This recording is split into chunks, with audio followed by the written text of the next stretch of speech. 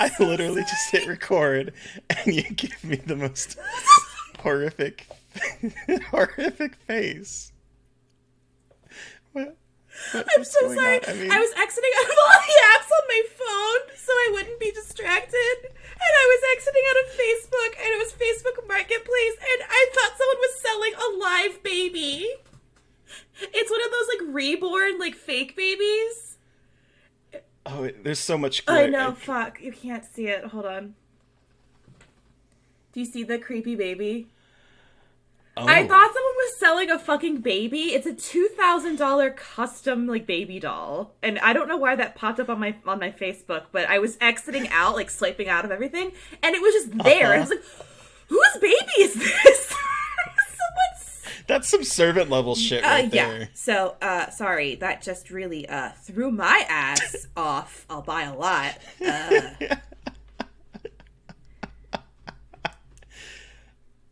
Wow. Wow. Hello, everyone. Welcome back to Little Cuts, our weekly minisode, where we dig into the things that we've been watching recently and apparently buying fake babies on Facebook. I'm Terry. And I am Mary Beth. A cursed hell demon that finds horrible things on the internet, has horrible things happen to her right before we record. Very much an exaggeration. Nothing that horrible. But, gross. Anyway, this week, we're talking Dudes Being Bros, a movie with a rather misleading marketing, and Fantastic Fest. So much Fantastic Fest. So much Fantastic Fest. So many movies. So many movies, but briefly, before we do get to that, I just want to throw it out there, you know, we're 1 month into our Patreon. We've recorded our October Seltzer for Life. You're not going to want to miss my reaction to the seltzer I drank. You truly are not going to want to miss that.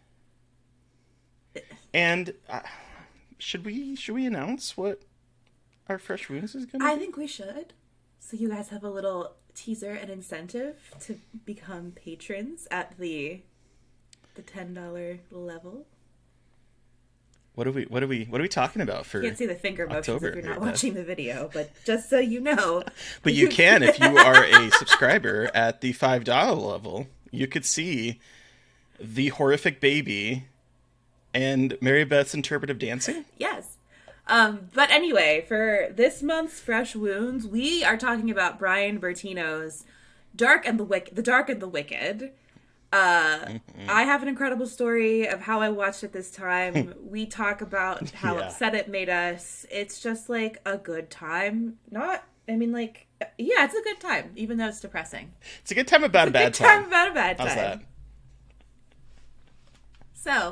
So please support us because it goes directly back to the podcast, whether that's paying for what we're recording right now, or hosting fees, or video editing fees, or the time that we spend on it. So we do really appreciate it. Yeah, we really do. And podcasting is expensive and time consuming, y'all. Who knew? We know now and have known for a while. But it's true. It's fun, but it's time. It's like a second job. I mean, especially because we're doing all this cool new content. So guys, you know you want it. Please. Thank you.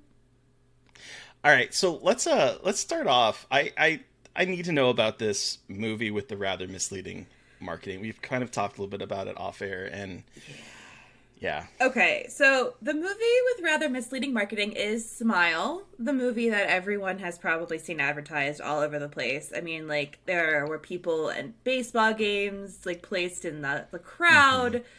There's ads everywhere. People that are not horror people, like my friends in the real world, are texting me like, oh my god, have you seen Smile? It looks so scary. Like, you know, they're doing a great job marketing it. But then you see it. Yeah. And it's not the movie they're marketing it to you, everybody, just so you know. And I say this because it's actually a much darker film than what the marketing wants you to believe. So, for those of you who haven't seen the marketing or aren't really sure what it's about, Smile follows a psychologist who witnesses a really traumatic event with a patient, and her patient seems to have passed something on to her that she is seeing, and she has 7 days to figure out what's going on with it, or she herself may suffer a terrible fate. So it's got like the Ring vibes, It Follows vibes. The trailers, I think, are very reminiscent of like those like mid 2000s like One Missed Call movies and stuff that were like not great. The Grudge, that kind Yeah. of thing. And it's like, okay, so this is going to probably just be like a jump scare machine. When really, this is a movie that's like all about trauma and suicide. And like, this is not a spoiler. I'm not spoiling anything because it's like pretty clear right off the bat. But there isn't a warning at the beginning. And like, look, you could call me a snowflake all you fucking want about this. I'm usually a pretty tough cookie when it comes to this shit. You guys know this. You've heard me talk about the shit that I like, what I watch, and the shit that I like. This movie is borderline irresponsible in terms of how it frames mental illness and suicide. I think it is a technically well done film. I think it's much better quality than I expected. I think some of the scares are really well done. And I know that some people who have seen it who struggle with mental illness stuff didn't have a problem with it, which is totally fine. I get like, oh, we are not a monolith, etc. But as someone who herself has dealt with like suicidal ideation and has lost friends to suicide, I thought it was not done super well, especially as it gets towards the end. So if you're going to go see it, and honestly, it's Sosie Bacon as the main character is incredible. Kyle Gallner is really good in it. So, I mean, the movie is well done. It's really interesting. I think there are some good effects and some good scares, but it does not handle mental illness and trauma the way that it should.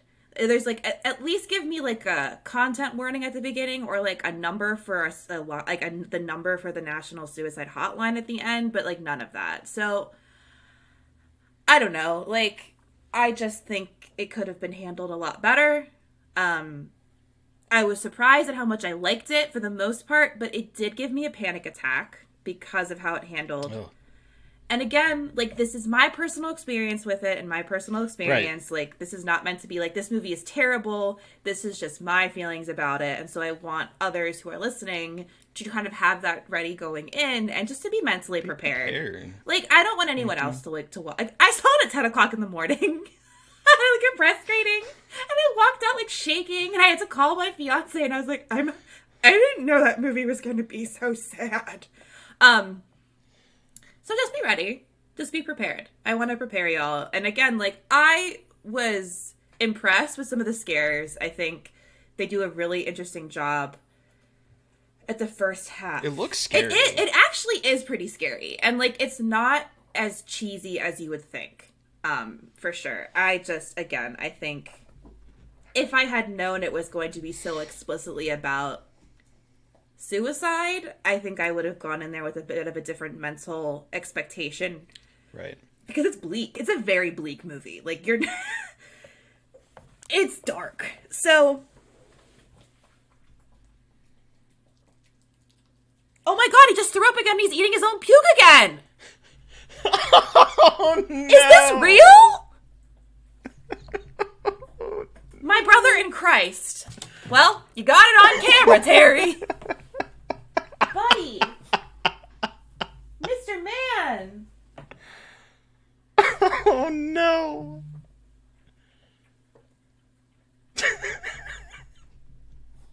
Do you need to go clean it up again? I think everything is fine. Right. Got the carpet cleaner right next to me. And viewers, excuse me. This happened literally what is that? 2-3 minutes before we hit record.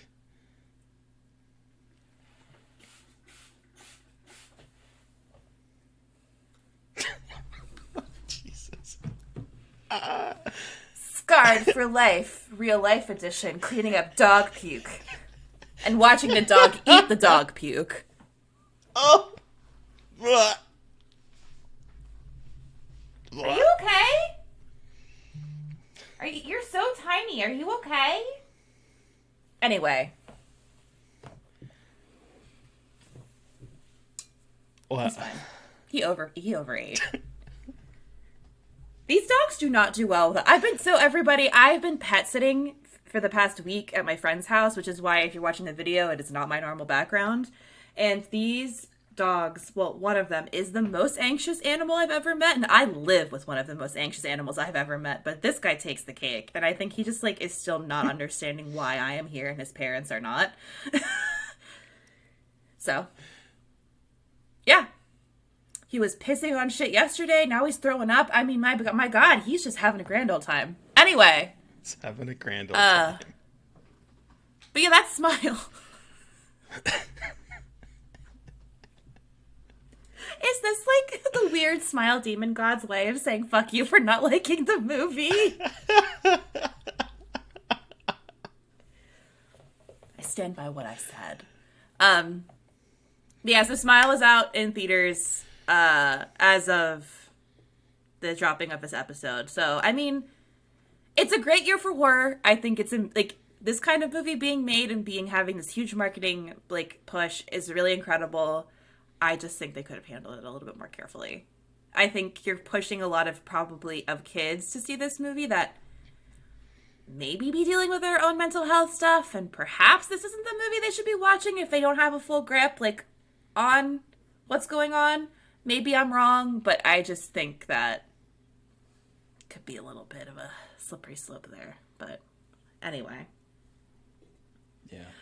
On a probably a much happier note, Dudes Being Bros. Dudes Being Bros also releasing today, as of this episode's drop, in theaters, is the Billy Eichner co-written and starring movie Bros, which is I've heard that it's the first wide, like, big picture gay romance movie released in theaters. And then people were like, well, what about this movie? And then there's like hand-wringing about that being like a subsidiary of a big... So I don't know. It's a gay movie. It's getting a wide release in movie theaters, starring a whole bunch of queer people being queer and being happy and finding love. And it is also a movie that made me realize that maybe I do like romantic comedies if they have like something I'm interested in, because I hate romantic comedies. They're so straight. They're so by the numbers for me. Yeah, they're so straight, but they're so by the numbers. They're so straight. They're so straight, and maybe all I need is a gay one, because like this one follows this, very similar trajectory. Boy meets boy. Boy loses boy, boy gets boy back. Like, what's going to happen. But it's very funny. It's very gay. I do think that it still walks that kind of line between trying to appeal somewhat to straight people, while also, because, there's only one shot of real nudity in this film, and it's Billy Eichner's butt. It's a very funny scene. It's a scene that had me rolling, because he's... trying to hook up with someone on Grindr, and Grindr's like, ass pick or no hookup. And so then he's like going into the bathroom trying to shave his ass and cutting it up, and then grabbing a fucking... Big respect to show the ass shaving for anybody, because there's not enough of that bullshit of the prep that we try to do, regardless of gender, to make yourself look hot for a sexy pic. Oh, it gets better, because then he goes out and grabs his ring light.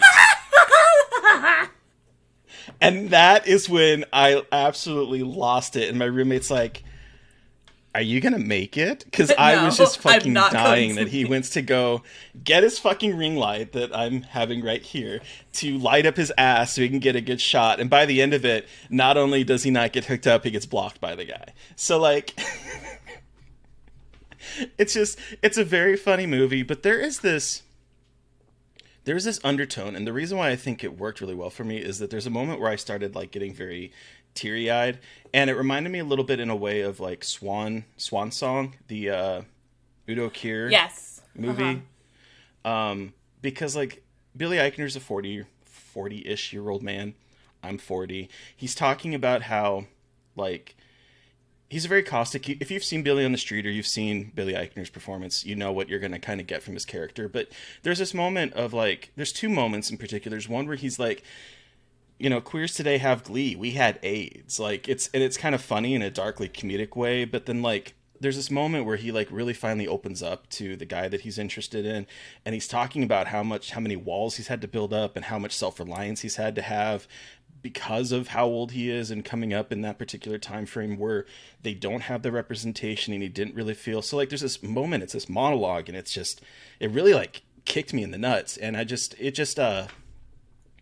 it's really good. It's a really good movie. It's really funny. I feel like not enough people, especially in like comedies or at all, like acknowledge, I think more, it's happening a little bit more now, like the coming out later, but not even coming out, like just being an older gay person who isn't like, and Fire Island did this too, about like not having like the peak physical appearance of what like a gay guy is supposed to look like. But I'm glad that a mainstream big release like this has those conversations, and I'm glad it's not as cringy as some of the stuff in the trailer makes it kind of seem to be. Yeah, no, it's I think that a lot of the humor is front stacked, so it kind of.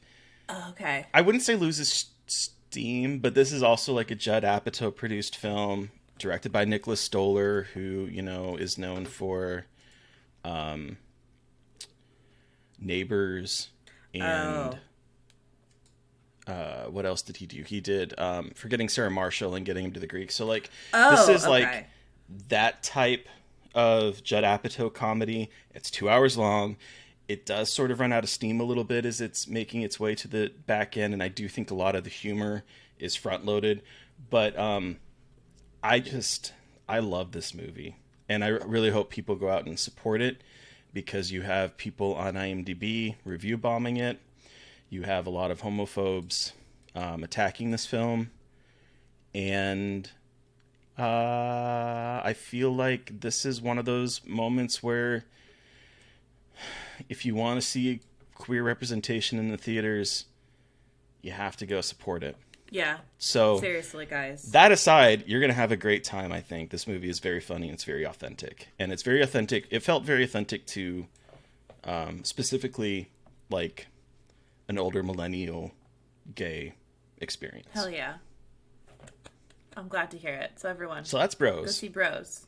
If you don't want to watch Smile and get fucked up, go see Bros instead. Or not, you know what? Double feature. See Smile and then go watch Bros and get a palate cleanser. Wild double feature. 100%. But like, it's like one of those things where it's like, I want you to support both. And while a Smile annoys me, we're getting that in theaters and we're getting Bros in theaters. And it's like, oh my God, there's so much good cinema. I'm so happy. Like mainstream cinema. I don't know. It's just exciting. It is exciting.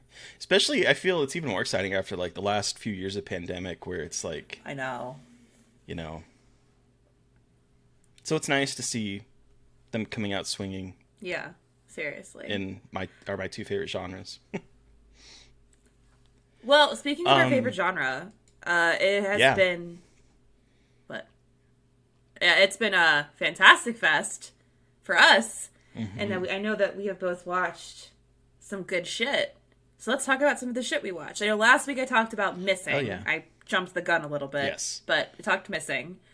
But I know that we have seen some similar stuff and some different stuff. So Terry, I want to throw it up to you first. What have you seen that you want to talk about? Okay. So I know another movie that we both seen together was Project Wolf Hunting. And what a wild movie that was. What was this one about, Mary Beth? So, okay, I do that because it is wild. So it's wild. It's a Korean horror action thriller. So it starts off like a Con Air with Nicolas Cage, where around 50 Korean criminals are extradited from the Philippines, and they are being sent from the Philippines back to Korea. And because the last time they did this went so poorly with the bombing, they're like, okay, we'll put them all on a boat secretly, and they'll just think it's a shipping container vessel, not full of convicted criminals. like nothing could possibly go wrong putting like 50 of your most No. dangerous criminals onto one boat.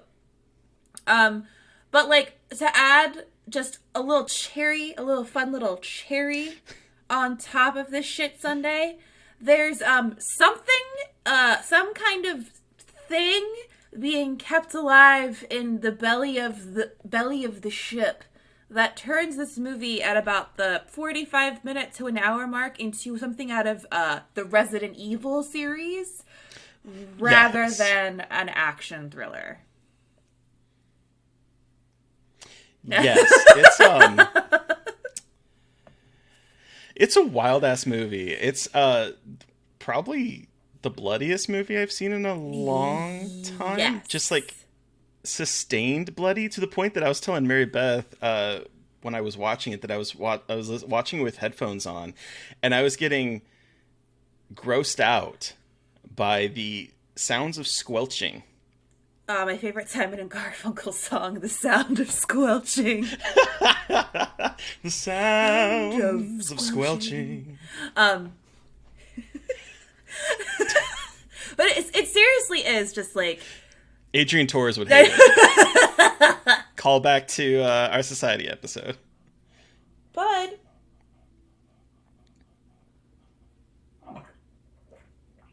Oh, Did you? I heard that. Oh.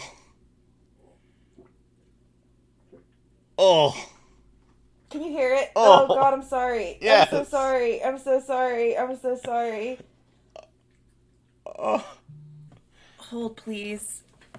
What's wrong, buddy? This episode needs content warnings. Ew. This episode is cursed. This episode is cursed. Y'all, we've had- Do I have to take it to the... I am having internet issues.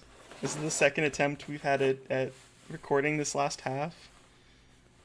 This is like the fourth time this talk has thrown up, and I'm a little bit worried. There's a lot of vomit happening. Which is, I guess, appropriate since we are talking about squelching noises. Yeah. We are. Yeah. Buddy, what is going on?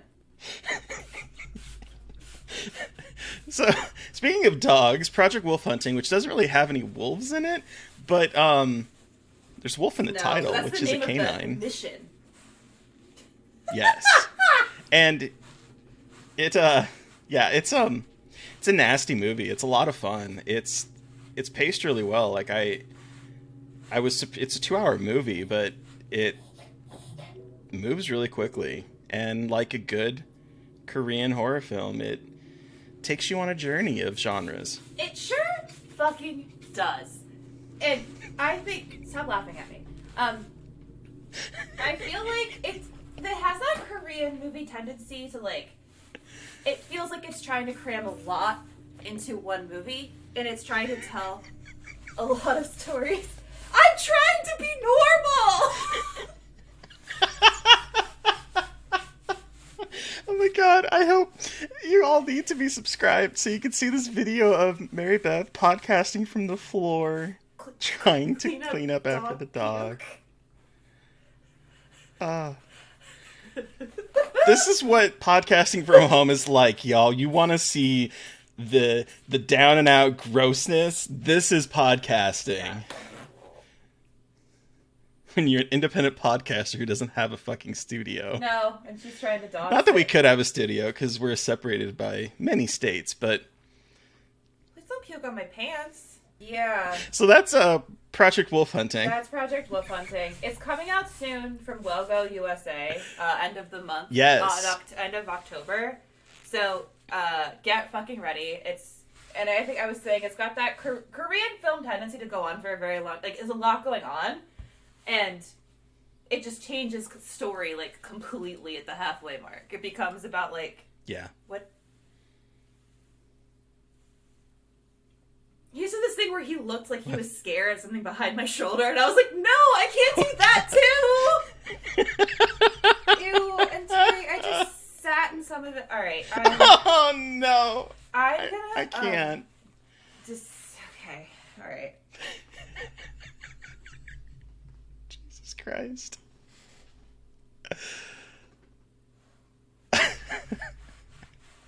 Okay, well, this is the last episode of our second year of podcasting, or our third year. No, we're starting. Are we starting our third year? Are we ending? What? This is we're one day away from our third year anniversary. Oh, and there's a dog. And we are ending on a note, that's for sure. A note. Oh, God. You know what else I saw at Fantastic Fest? That you also saw? What else did you see at Fantastic Fest? What's that? Everyone Will Burn. Yes, Everyone Will Burn. Which is... Oh my another Spanish film from Spain. Another Spanish film that this time is... I keep describing it as an apocalyptic telenovela, which I think is the best way to describe it. And Terry, I know that we have both seen this one. So what is Everyone Will Burn all about? So Everyone Will Burn is about this small town in which a prophecy... Okay, here's the problem. I'm going to set this up as the problem. So the screener that we had really bad subtitles. To the point that they had HTML code to bold things in it, and sometimes the subtitles went in the blink of an eye. And I'm a fast reader, but I am not fucking Superman. I can't read as fast as these subtitles. Like, they were on for maybe half a frame sometimes, where it's like boom and then gone. So kind of piecing together the story was a little bit of a challenge, but 40 years ago, there was some prophecy where the town had to kill someone to stop the apocalypse from happening. And then it's like years later, this woman lost her child like 12 years ago, and she's about ready to jump off a bridge when this little girl comes up to her and starts calling her mom and basically saves her from jumping off. And as they're driving home, they get stopped by a police car, and the police become a little bit aggressive because the girl calls her mama. She says, I don't know this girl. And the girl causes one of the cops to shoot the other one, and then turns the other one into a post toasty, just turns him into flames. Everyone will burn. And as they get back to town, you start to like pick up on all the secrets that this little town has.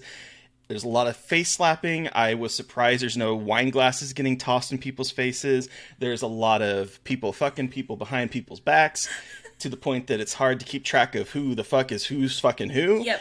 Headbutting. There's a great headbutting scene. There's a great headbutting scene. It is campy and, like you said, very telenovela-y, but then there's also this... air of apocalypticness, and it was a blast. It was a blast. A little long. Definitely a little long. I think there are some scenes that could have like been trimmed because a lot of things go on for a long time. But 2-hour movie again. If you liked 30 Coins, the series on HBO Max, then you're gonna dig this. Got similar vibe, similar setting, and the woman who plays the mayor's wife in 30 Coins is the lead in this, and she is spectacular. So there's a lot of just like screaming and catharsis and revenge, and it's great. It's awesome. It's a lot of fun. Yeah, it's a lot of fun. So that one's coming. Actually, that one doesn't have distribution yet, but I don't think so. So just keep an ear to the ground for that one because it's put that on your radar. Yeah, definitely put it on your radar. Then what else have Continuing though with this tradition, I also saw Satanic Hispanics. Yay, that's a Dread Presents movie, aka What's where a Dread I Presents work. movie? Yes, and it is kind of a who's who of Spanish filmmakers, Hispanic filmmakers. There's Demian Rugna, who I apologize if I did not pronounce that name correctly, who directed Terrified, which is on our Patreon if you want to hear us talk about that. It has Eduardo Sanchez, who directed What did he direct, Mary Beth? The Blair Witch What was that Project! little movie? Directed the Blair Witch Project. Gigi Saul Guerrero. Fantastic. Mike Mendez, who directed Big Ass Spider. Spider, yes. And one of my favorites, Alejandro Brugues? Brugues. Who directed one of the best segments of Nightmare Cinema. And he also directed Dawn of the Dead. Oh, yeah. He directed a very funny episode of this involving a very peculiar weapon, shall we say. And this movie is great. I do think, again, it is a little long. Yeah. However, each segment is vastly different from the others. There's one about a very campy retelling of vampires directed by Eduardo Sanchez. I was on That's set really for fun. that one. That was the goofiest laugh I've ever done. But yeah. It's appropriate for this because that segment was very goofy and I loved it. We have Damian doing terrified stuff in a very small short film. It's just it's a blast. It changes tones throughout each one. I had a great time with this one, and I think it'll be a big splash. It's fun. Yeah. I mean, I'm just careful about what I say because I work for them, et cetera, but like it is a really they won Best Directors at Fantastic Fest, and it's like it's cool to work for a company that's putting out a movie like this that we don't have a lot of. So it's really cool to have it and have it be all done by Latinx directors in front of the camera, behind the camera. I mean, it's just like it's something we don't usually get. And it's really exciting to have it. And I'm really glad it did so well at Fantastic Fest because I've known about this movie for a very long time. We've been working on. I haven't touched this one. I just went to set that one time. But yeah, I'm really excited for people to see it. Yeah, it's great. Yeah. It's a lot of fun. Yeah. And then have you seen anything else? Yeah, the other thing I wanted to talk about was actually this documentary that I watched. Oh yeah. A little bit on a lark. This dog keeps looking at something at the doorway, and I'm gonna get murdered in like 2 seconds, probably. But anyway, so I got an email about this movie, and I was intrigued because it's very much up my alley because it's a documentary about literal found footage about a VHS tape that was found, and that is like now like an object of like cultural curiosity. And so, a life on the farm is how do I put how do I even describe it? It's hard to describe it when it's not a found footage movie because like the core of A Life on the Farm is these videotapes made by George Carson, I believe was his name, Charles Carson, who was an old British farmer who used making movies as kind of like a way to deal with the loneliness of living on the farm. And he would make these tapes for all of his neighbors in this small town, this like small like rural village in England. And these videos were fucking weird. And so what makes them, they seem innocuous, like it's just an old guy with the camera just like doing stuff with his cow, like not stuff, like filming his cows, filming the live birth of cows. Like it's pretty graphic but it's also just like, hey, it's life on the farm. And then it gets weird because then he films his dead mom who just died, and he's like rolling her around in her wheelchair and like taking pictures of her with the cows and shit. Yeah, see what I'm talking about? Like, it seems like it's like one of these like weird, like innocuously disturbing like objects where it's like this guy is not a serial killer. Like, he did not kill his mom. Like, he's not a freak. But he's a little bit weird because for 3 days he was wheeling his mom around, and then like when his dad passed away, he was taking photos with his dad's body and like sending them out to people. And it's really bizarre. But also the documentary, then, like, people are commenting on it, like the director whose family received one of these tapes. Like, these were tapes he was making, giving to people. So this guy, the director, got one of the tapes, was watching it as a kid, and when the part came up with the dead mom, they were like, oh, no more of that. Like, no more watching this. This is bizarre. But so it gained like internet popularity, and so it's basically people who have found it and like are talking about like what kind of a curiosity this is. But then it also becomes this fascinating look at a guy who didn't look at death as such a bad thing, and didn't have like, and again, like a Right. lot of it, I think one of my hardest my biggest struggles with this one is that there's a lot of projecting onto this guy, and he is now dead. So it's a lot of projecting and like talking about like who he is, when like no one really, like, there are neighbors that they talk to, people that knew him in life, that can probably talk to him a bit more. But some of the people who like, oh, I found the tape, and like they're trying to be like, this guy really like has this crazy outlook on life, when it's just a little bit weird sometimes, like casting those kinds of like those things on people who are not around to talk about it, Mm-hmm.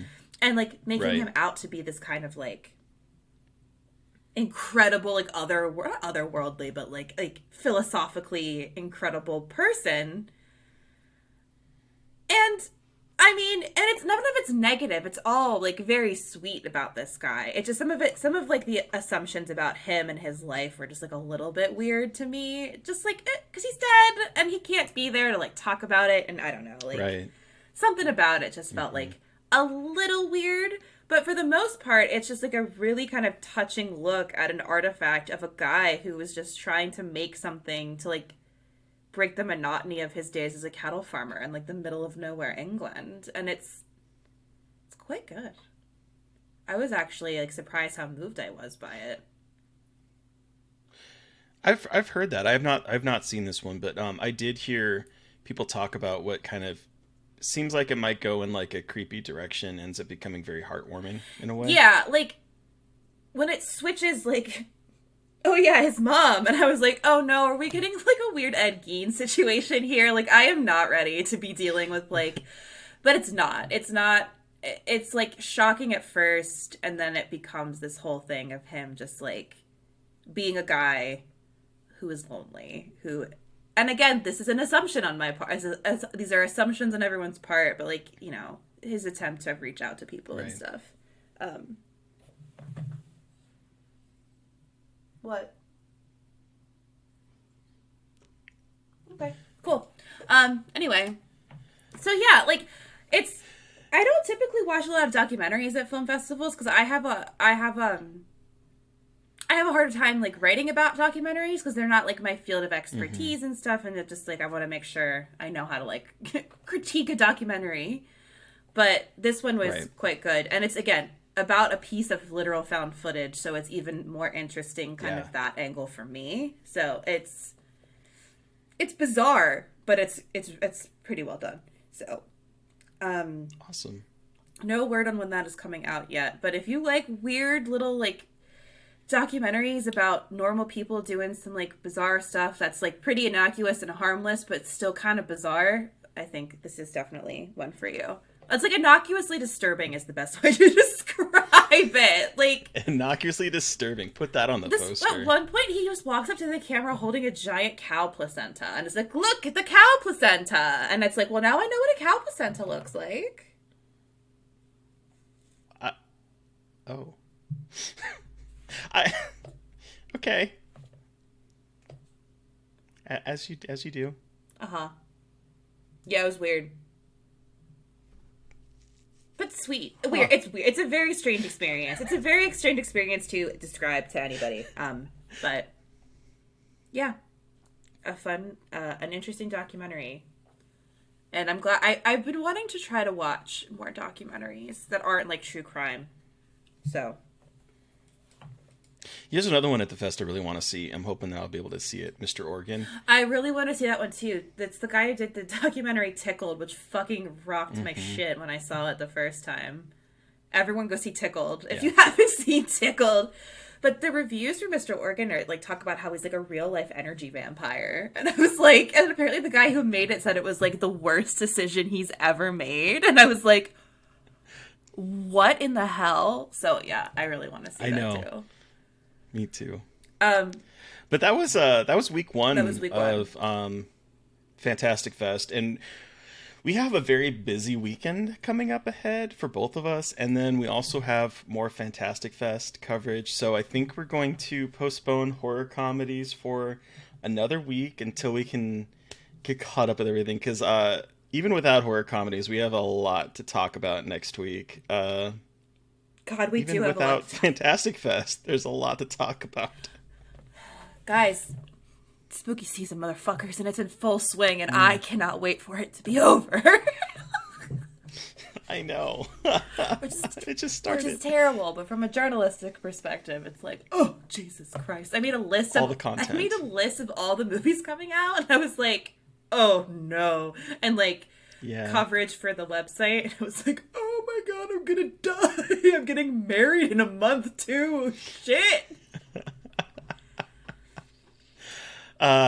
So more Fantastic Fest and that more Fantastic Fest next week. But who are we talking to on Monday, Mary Beth? Okay, so we are talking to my personal hero on Monday, but besides my personal hero, she's a writer, a producer, a director, a festival programmer, Miskatonic Institute of Horror Studies founder, and she's just a fucking badass. We are talking to Kayla Janice, the author of House of Psychotic Women, director of the incredible folk horror documentary on Shudder.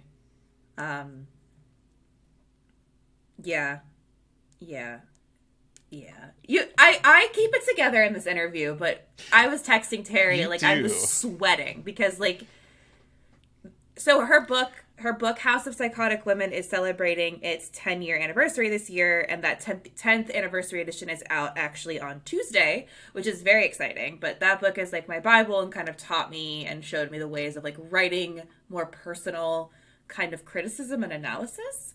And so it was like such a fucking joy to talk to her and pick her brain. And she brought with her a weird ass fucking movie with the fantastic Scarred for Life story, Foul Play, starring Goldie Hawn and Chevy Chase. It's like literally 1978. the weird, like one of the weirder movies anyone has ever brought. But she also has one of the best Scarred for Life stories we've ever had. So incredible. It's all around a great time.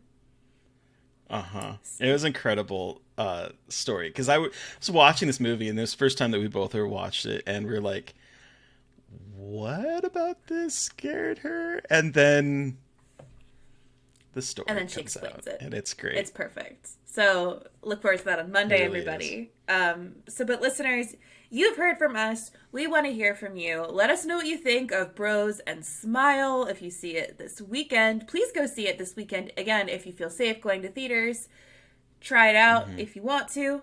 And I think that they'll probably come to a streaming service soon because that's the model we live in nowadays, thankfully. So hopefully we won't have to wait too long to see them. Do you have suggestions for movies that we should be covering? What our next series could be? Send us an email at scarredforlifepodcast@gmail.com, or you can reach out to us directly on Twitter. I am at MB McAndrews. And I'm at Gaily Dreadful. And of course, don't forget to follow the podcast on Twitter at Scarred Podcast. And please don't forget to review, rate, and subscribe, and support us through Patreon. Pray for me that this dog does not keep throwing up. Thank you to Eric Power for our artwork. Thank you to Sean Keller for our music. Thank you everyone for listening and for praying for me. Please stay safe out there, but most importantly, stay creepy. And until next time.